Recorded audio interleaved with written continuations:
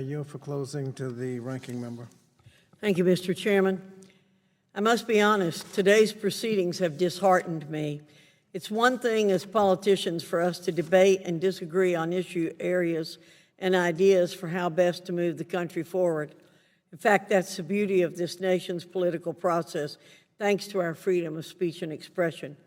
But it's a whole different ballgame when the issue being debated is the First Amendment of the United States Constitution itself. One of our colleagues said today, we take an oath to do no harm. No, we don't take an oath to do no harm. We take an oath to uphold the Constitution. Maybe she took a different oath. We're discussing a bill today with a title dripping with irony. Do no harm is a preposterous name for a bill that not only directly violates the First Amendment and Americans' freedom of religion, but also blatantly picks winners and losers among Americans of faith. The Do No Harm Act undermines a law that has served to protect Americans from religious discrimination for 25 years. RFRA is not about protecting certain religious groups over others. RFRA applies to all religious faiths, including minority religions. It's a balancing test to ensure a fair day in court.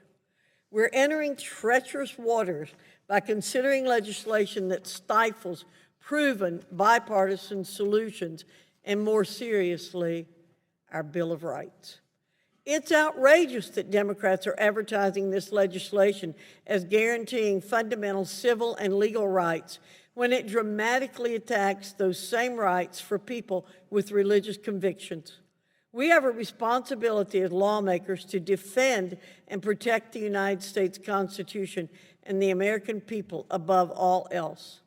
The bill discussed here today is not only outside the bounds of responsible legislating and mainstream views about religious freedom, it's also outside the jurisdiction of this committee.